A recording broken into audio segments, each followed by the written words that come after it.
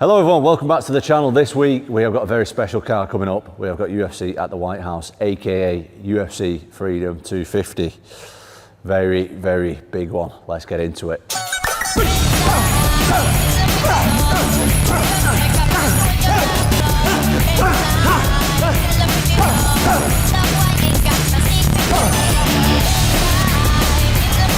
Right, mate, the White House card has finally arrived. What are we thinking? Mate, I'm looking forward to it. It's a big card, isn't it? It's a good event. Even forget all the White House stuff. It's just a good card. I'm looking forward to it. I like seeing Ilia Topuria fight. Obviously, we've got the heavyweights fighting as well. 2 heavyweight fights actually. So looking forward to it. And will you be there? Will you not? I will not be there. I was actually never supposed to be there, but obviously not been invited. Not been invited either, so I won't be there. And obviously there's a lot of security going on, but let's start off, of course, mate, with the heavyweights. Interesting one. This was a last-minute addition. Josh Hokit versus Derrick Lewis. Yeah. What are your thoughts and feelings on this one? Derrick Lewis has got a puncher's chance. Is it Hokit or Hokit? You go. I think it's Hokit. We'll like Hockers and Hokers. We'll go with Hokit. Hokit does get hit a fair bit, as we've seen in his last fight. But I do think Hokit will win. I don't think that Derrick Lewis quite has it anymore. So in my opinion, I would say that Hokit is going to stop him with strikes, at least in the second round, if not in the first round, in my opinion. You've gone straight in with the prediction, which I love, but... Oh, do you want to break down? We're not having any breakdown at all. Let's put that to the end, Steve. He's done a workout and he looks like he's about to fall asleep. But yeah, go on. What makes Josh Hokit the fighter that he is? Right, Hokit puts a lot of pressure on, throws a lot of punches for heavyweight. He's a small heavyweight. Yeah, I would say he's more mobile, but he doesn't really use his mobility too much. He more stands and moves forward, throws a lot of punches. His punch volume is very high. He's pretty mentally strong, actually. I think that a lot of people, they see his like little shtick of getting on the mic and doing all that crazy stuff that he does and think he's not very good, but he is actually very mentally strong and he's got good punches. His grappling's good as well. I'm gonna take out number 4 and I'm gonna saw off his head and put it on Alex Pereira's body. He is fighting Derrick Lewis, who in my opinion is not the most technically sound guy ever. He is aging. He has had a lot of fights now. He took a lot of punishment. You see Derrick Lewis start to drift off a little bit when he starts getting hit and starts getting tired. That Waldo fight as well. The Waldo fight was not great. His gas tank just went, didn't it? Gas tank. Yeah, I don't know if his gas tank was ever there, to be honest, but I think he's always got a puncher's chance. Derrick Lewis could knock him out, but I think that Hokit brings way too much to the table for him. I think he's just going to be in his face, punching him up and down. He could take him down. Yeah, I think that Hokit should win pretty comfortably. Pretty easy layup fight, I think, for Hokit. Let's go for the prediction. Tom's verdict. Hokit, round 2 TKO, I think. Right, down to the smaller weights. We know that I'm a big fan of the small weights, or are we? But I do like Sean O'Malley, so let's get into Sean O'Malley versus Aiemann Zahabi. Right, mate, O'Malley Zahabi. What can we expect from Aiemann Zahabi? Bantamweights. Aiemann Zahabi is a good fighter in his own right. Looks a lot like Ciryl Gane as well, just put that in there. But he's good everywhere. I just don't know if he's got the skills to deal with the sharpness of Sean O'Malley. The only way, in my opinion, that Zahabi can win is to just like keep a pace and consistently keep it for the full time. Because Sean O'Malley has shown that sometimes, you know, he's very like stop-start, very like explosive, Sean O'Malley. So I think that Aiemann Zahabi could just keep a pace and just maintain it and maybe just grind Sean O'Malley down a little bit with some grappling exchanges, holding him up against the fence and stuff like that. Don't think that's going to happen though. I think Sean O'Malley's movement, if he's on form, in my opinion, he's been a little bit off form in his last couple of fights, but listen, we all have them nights. He's just, when he's on form, he's switching and he's moving and he's doing his footwork and he's keeping his opponent guessing, he gets in that full flow. I think that he's a problem for absolutely anybody at that weight class. He's got knockout power as well. I think that Sean O'Malley might be too much for him if he does what he does really well. Like I say, the only way that I think that Aiemann Zahabi can beat him is if he maintains the pace and just makes the fight ugly. Just like grinds him down, holds him against the fence, roughs him up a little bit. I think that's the only way that Aiemann Zahabi can win. Otherwise, I think it's a pretty straightforward fight for Sean O'Malley. Before we get into the prediction, they're talking about his hair being like, they're going for the full American flag. Thoughts on that? Oh yeah, I like that. I didn't know that. Yeah, I like that. Fair play. Tom's verdict. Prediction, Sean O'Malley. I might say decision on this one. I think Sean O'Malley decision. I think that Aiemann Zahabi's a tough guy. He's very experienced and he's a little bit older and he's tough to get out there. So I think that Sean O'Malley on points would be the wise move. I know you think you're getting into the co-main, but we're actually saving the co-main for last because that's the fight that everyone wants to hear about. So I'm going to get into one that I'm very excited about. Ilia Topuria, Justin Gaethje. The main event, Ilia Topuria versus Justin Gaethje. A lot of people will say, mate, that this is going to be a one-sided affair. Is that kind of your first thoughts? Yes. Yes, it is. I think that Justin Gaethje is a good fighter in his own right. I think he's past his best, to be honest. Carries a lot of power. Got good grappling as well. Really good wrestler. I just don't think that anybody is anywhere close to the level of Ilia Topuria right now. The only thing is, I think that Gaethje is a little bit more active. Obviously, he fights more often. But I don't think that makes a difference, someone like Ilia Topuria, to be honest. I think that activity, it's a good thing, but it also puts a lot of miles on the clock being so active, especially in title fights. So I think that Gaethje's got a chance. He's a tough guy, punches really hard, good grappling, good stand-up as well, good chopping low kicks that he does, good uppercuts, good overhand right, good takedown defence. But I think that Topuria is way too much for him. What makes Ilia Topuria so special? I heard Volkanovski talk the other day about that when he beat him, he was showing a video about his threes and fours. Can you just explain that? That he wasn't saying like... Yeah, well, he throws like 3 and 4 punch combinations. He throws punches like a boxer, which is pretty rare in MMA. He sets his feet and throws his punches a lot like a boxer. Now, the counter to that would be to kick him a lot. Not many people seem to do that, though. Maybe he puts people in a position where they find it difficult to kick.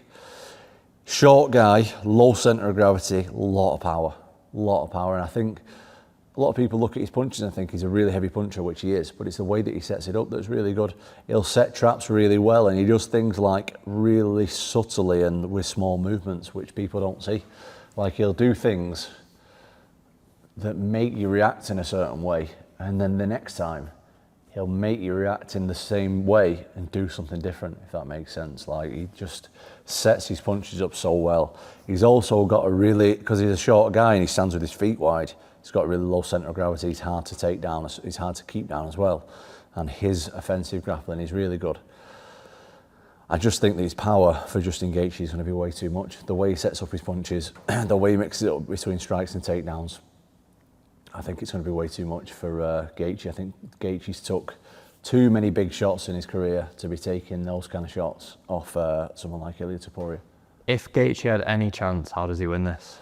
Gaethje could knock him out, but it's a small chance. I think I'm heavily leaning towards Ilia Topuria. But if Gaethje can win, it would be by knockout, I think. Tom's verdict. Ilia Topuria. I think it's going to be a little bit back and forward, but I think Ilia Topuria by knockout in the 3rd or 4th round. Okay, let's get to the interim heavyweight title fight. Let's go. Right, mate.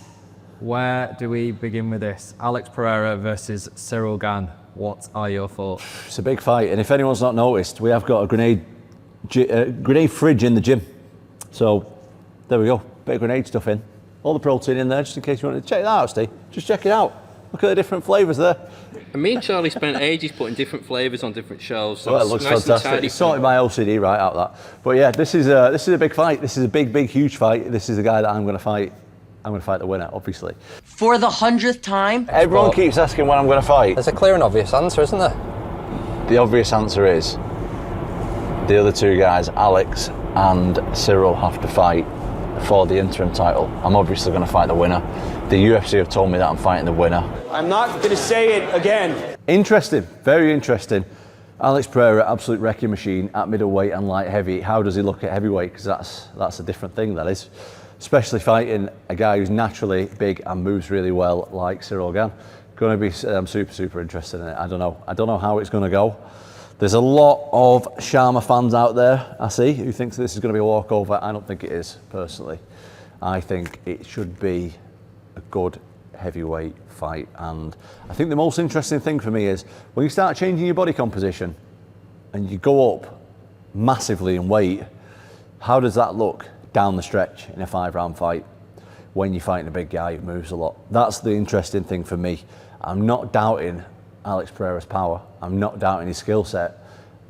What I am questionable of is the change in body composition in 25 minutes. How does that look? So, yeah, there'll be people in the comments here who are saying, oh, Sharma knocks everybody out, this, that and the other. Listen, he might get a knockout. But it's interesting, isn't it? That's the talking point. It's interesting because he's a 2-weight world champion going up, about to potentially win his 3rd UFC title at 3 weights, which is unprecedented. So how does that look when a guy can walk around at 84 kilos or 185 pounds, not walk around, but they weigh that, and then now they're going to be fighting someone 115 kilos or 250 pounds. How's that going to look? And one thing as well with Ciryl Gane, he doesn't get knocked down very often either, does he? Very elusive for a big guy. Very elusive, moves his feet really well. Very disciplined with his defence. Hard to hit, moves well, sets things up nice, moves on his feet nice. I'm actually moving this fridge here. That's bad advertisement there, Steve. Let me move that back out. Don't spoil the. Don't knock any over.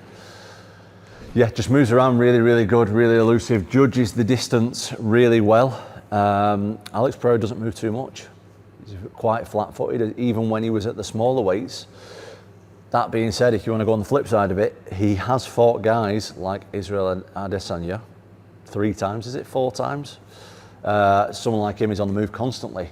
Someone like him, on the flip side of it, who's on the move constantly, isn't the size of a guy like Ciryl Gane. And Alex Pereira wasn't the size that he is now. So when he's chasing someone and he's weighed in the day before at 84 kilos, or he's chasing someone and he's weighed in the day before at 110 kilos, you know, what does that look like? I know this is interesting, man. I'm not saying that you can't do it at all, but I'm just saying these are the questions that are going to be interesting for me. Obviously, Ciryl doesn't always dictate the fight as well, and Alex does. So surely, though, Ciryl can't let Alex dictate the fight. If Alex gets him on the front foot, puts his back on the fence, and cuts him off, Alex can absolutely knock him out. Absolutely. It's quite hard to do that against Ciryl, though.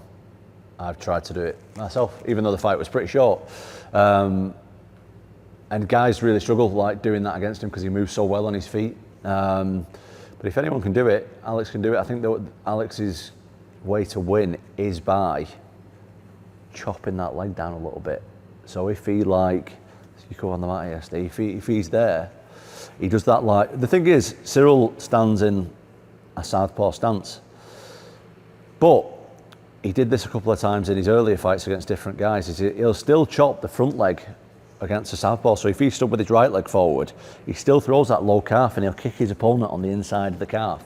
He can still take that leg out and stop his movement. So if I was team Pereira, I would definitely be trying to chop that leg. Well, that's what you did, didn't you? You landed a kick on him. That was kind of our plan later down the fight, is we're going to try and chop his legs down and stop his movement a little bit, which I did manage to do before we know what happened. All that training for that. Yeah. Don't worry about it. It's going to be okay, mate. What the is he doing? Cheated! But yeah, I think that'd be my plan, is try and systematically break him down and get to him a little bit later in the fight. But on the flip side, how does Alex Pereira look later in the fight when he's put so much weight on? It's super interesting, man. I have to ask you as well, how do you defend against what potentially Ciryl could do? Knowing that Cyryl's obviously hurt people in his last fight, what he did to you, What does Alex do in that situation? I have no idea. Just hope it doesn't hit the spot like it did on me, I guess. Yeah, no idea. Safety goggles. How do we see Ciryl Gane winning this fight? Is it only seriously on points? Is that what you think? Depends. I think Ciryl can stop him as well. I think that it would be later in the fight though, if Ciryl did it. I think it'd be like round 4 or 5, maybe, because Cyryl's fast. He's faster than most light heavies, and he's a heavy, really big guy as well. I think that he could systematically break him down. Most likely win on points, but he could do a late stoppage as well, in my opinion. It's not going to be a lot of grappling in this fight, I wouldn't imagine. Both guys are not, they're not very grappling heavy. But you never know. You never know what's going to happen. Imagine if they just grapple for 5 rounds, that'd be amazing, wouldn't it? But I would think that it's going to be like a kickboxing fight with MMA gloves on, I would imagine. Tom's verdict.